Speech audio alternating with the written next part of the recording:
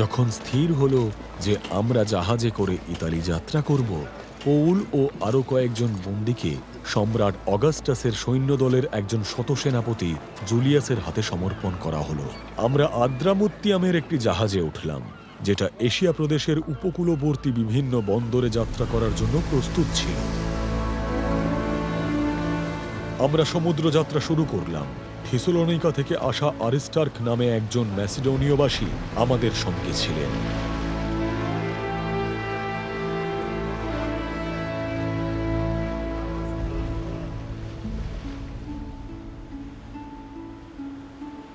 পরের দিন আমরা সিদোনে পৌঁছলাম। জুলিয়াস পৌলের প্রতি দয়া দেখিয়ে বন্ধুদের কাছে তাকে যাওয়ার অনুমতি দিলেন, যেন তারা তাঁর সব প্রয়োজনীয় উপকরণ জোগাতে পারে।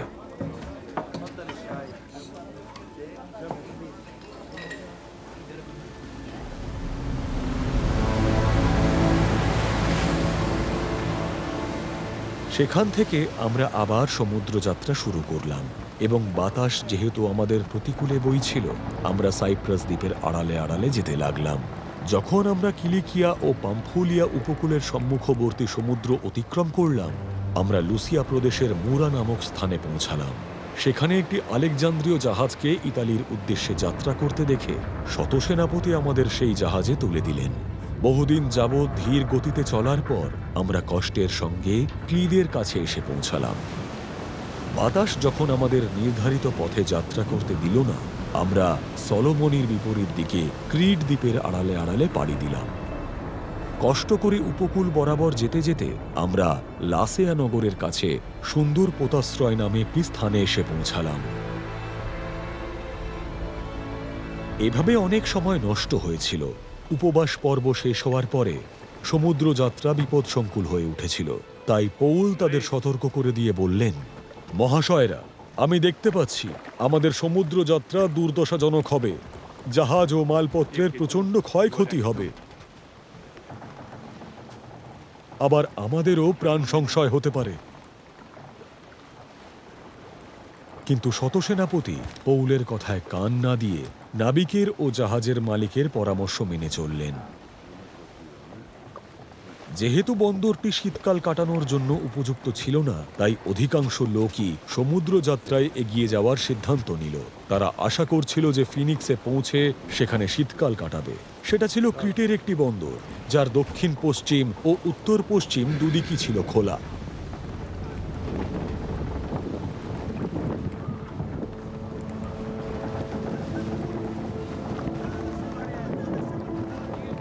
যখন দক্ষিণ দিক থেকে হালকা এক বাতাস বইতে লাগলো, তারা ভাবল যে তারা যা চেয়েছিল তাই হয়েছে। ফলে তারা নোঙর তুলে ক্রিটের উপকূল বরাবর যাত্রা করল।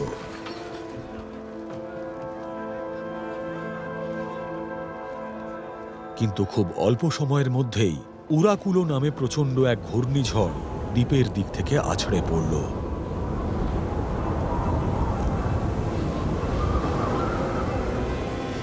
জাহাজটি ঝড়ের মুখে পড়ল এবং বাতাসের মধ্য দিয়ে যেতে পারল না।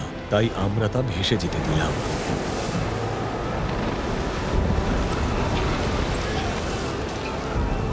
যখন আমরা কৌদা নামের ছোট একটি দ্বীপের আড়াল দিয়ে যাচ্ছিলাম, আমরা অনেক কষ্টে জাহাজের জীবন রক্ষাকারী নৌকাটি নিজেদের আয়ত্তে আনতে পারলাম। মাঝি মাল্লারা যখন সেটাকে পাটাতনের উপরে তুলল, তারা নিচ থেকে দড়ি দিয়ে সেটাকে জাহাজের সঙ্গে বাঁধল। সুরতির বালির চড়ায় আটকে পড়ার ভয় তারা সমুদ্রে নোঙর নামিয়ে দিল এবং জাহাজটিকে ভেসে যেতে দিল।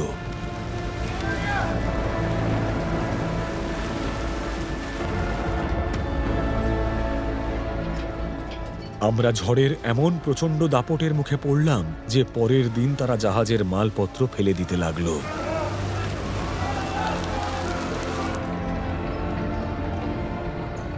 তৃতীয় দিনে তারা নিজেদের হাতে জাহাজের সাজ সরঞ্জাম জলে ফেলে দিল। যখন অনেক দিন পর্যন্ত সূর্য বা আকাশের তারা দেখা গেল না এবং ঝড়ের তাণ্ডব অব্যাহত রইল, আমরা বেঁচে থাকার সব আশা ছেড়ে দিলাম।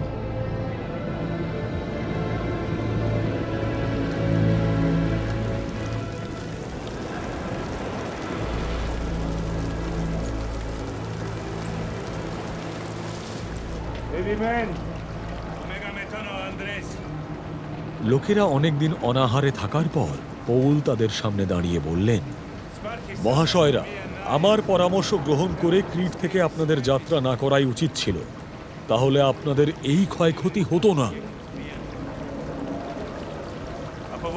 কিন্তু এখন আমি আপনাদের অনুনয় করছি, আপনারা সাহস রাখুন, কারণ আপনাদের কারো প্রাণহানি হবে না, কেবলমাত্র জাহাজটি ধ্বংস হবে।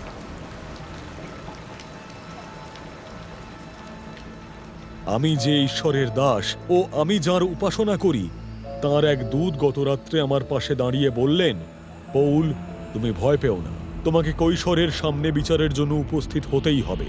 আর ঈশ্বর দয়া করে যারা তোমার সঙ্গে সমুদ্র যাত্রা করছে তাদের সকলের জীবন তোমায় দান করেছেন।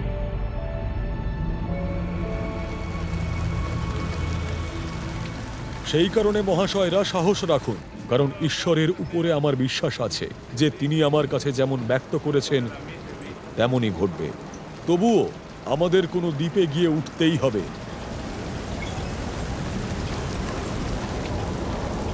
14 দিন পরে রাত্রিবেলায় আমরা তখনও আদ্রিয়া সমুদ্রের উপর দিয়ে ভেসে চলেছি। এমন সময় প্রায় মাঝরাতে নাবিকরা অনুমান করল যে তারা কোনো ডাঙার কাছাকাছি এসে পড়েছে। তারা মেপে দেখল যে জলের গভীরতা 120 ফুট। অল্প কিছুক্ষণ পরে তারা আবার মেপে দেখল জলের গভীরতা 90 ফুট। পাথরের গায়ে আছড়ে পড়ার ভয় তারা জাহাজের পিছন দিক থেকে 4টি নোঙর ফেলে দিয়ে দিনের আলোর জন্য প্রার্থনা করতে লাগলো। আর জাহাজ থেকে পালিয়ে যাওয়ার উদ্দেশ্যে নাবিকেরা জাহাজের সামনের দিকে কয়েকটি নোঙর নামিয়ে দেওয়ার ছল করল ও সমুদ্রে জীবন রক্ষাকারী নৌকাটিকে নামিয়ে দিল। পৌল তখন শতসেনাপতি ও সৈন্যদের বললেন, এই লোকেরা জাহাজে না থাকলে আপনারা কিছুতেই রক্ষা পাবেন না।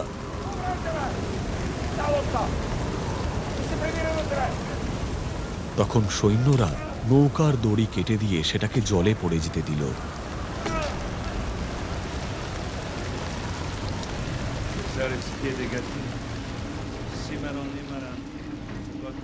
ভোরের ঠিক আগে পৌল তাদের সবাইকে কিছু খেয়ে নেওয়ার জন্য অনুনয় করলেন। তিনি বললেন, গত 14 দিন যাবৎ আপনারা ক্রমাগত উদ্বেগের মধ্যে আছেন এবং অনাহারে কাটিয়েছেন। আপনারা কিছুই আহার করেননি। এখন কিছু খাওয়ার জন্য আমি আপনাদের অনুরোধ করছি। বেঁচে থাকার জন্য আপনাদের খাবার প্রয়োজন আছে। আপনাদের একজনের মাথার একটি চুলও নষ্ট হবে না।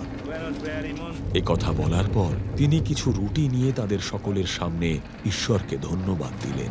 তারপর তা ভেঙে তিনি খেতে লাগলেন। এতে তারা সকলেই উৎসাহিত হয়ে কিছু কিছু খাবার গ্রহণ করল। জাহাজে আমরা সর্বমোট 276 জন ছিলাম। তারা যখন নিজেদের ইচ্ছামতো পর্যাপ্ত খাবার গ্রহণ করল, তারা খাদ্যশস্য সমুদ্রে ফেলে দিয়ে জাহাজের ভার হালকা করল। দিনের আলো ফুটে উঠলে তারা জায়গাটা চিনতে পারল না, কিন্তু তারা একটি উপসাগর দেখতে পেল যার তীর বালিতে ভর্তি ছিল। তারা স্থির করল সম্ভব হলে তারা জাহাজটিকে চড়ায় আটকে দেবে। নোঙরগুলি কেটে দিয়ে তারা সেগুলি সমুদ্রে ফেলে দিল।